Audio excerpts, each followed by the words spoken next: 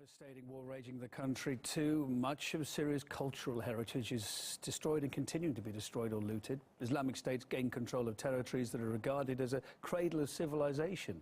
There have been numerous reports of terrorists looting ancient sites across Syria on an industrial scale. They're using the money raised from sales of those artifacts to fund their ongoing jihad.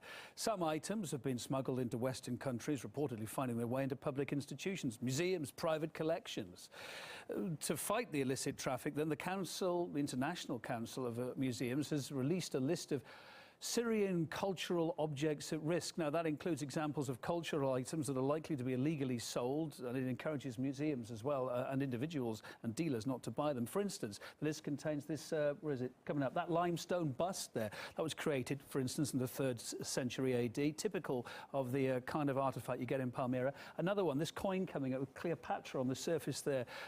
So rare, created in the period from approximately 40 years BC in Latakia. These are the kind of things that are going missing, being destroyed. Well, experts say there are unwritten rules when it comes to trading looted artifacts. Seems the more hands an object passes through, the more expensive then it becomes. Everyone's taking their cut. The initial price, in fact, might differ from the final one as much as 100 times. RT's Anastasia Churkin reports next, and from London, where some of this looted art has been turning up. Antiques are big business in the British capital, with shops like this around every corner. So little surprise that blood-stained treasures from war-torn regions of the world make it to this market. With little paper trail left behind, pieces are brought in from Syria and sold here, with supply easily meeting demand. Experts say the scale of the problem is much wider than most might assume, with ISIS not just destroying historic sites, but also making a serious profit off the trade. We're meeting with an archaeologist to find out exactly what is available on the market here in London. Looking at these pieces, how do you as an expert know that you can assume this is recent and this is from Syria? It's like buying a car.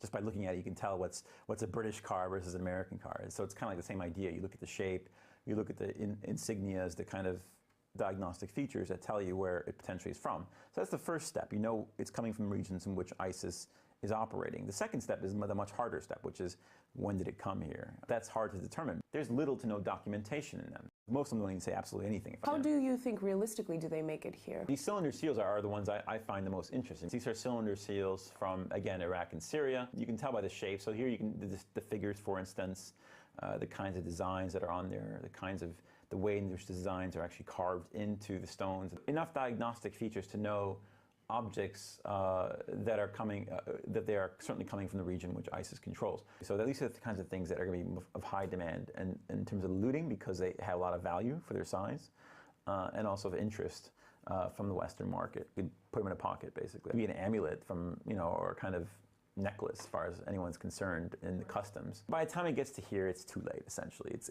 the chances of someone being seized, stopped, and prosecuted are almost zero. In the UK or anywhere in Europe, frankly. So the problem is really originating, the conflict zone, and if you can't stop it in the actual conflict zone, then it's basically too late. So you can see this is the mess that we have on our hands. The Met has something like 2.5 positions devoted to antiquities coming to the London region. Now, imagine London is one of the biggest markets in the world for antiquities, most likely. 2.5 people. Yeah, 2.5 positions. And we don't know how much ISIS is benefiting from these kinds of objects. We know they are benefiting, and we know it's coming to the West. That's indisputable. For whatever antiquities dealers tell us is just false.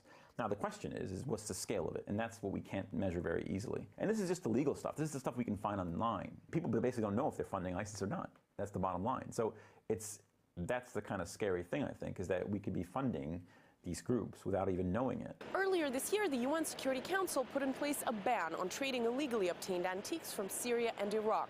But obviously no rules apply to ISIS. And with tracking the artifacts far from a priority for officials in countries where they end up, like the UK, the problem of death-stained antiques making it into Britain and elsewhere is yet to be efficiently addressed.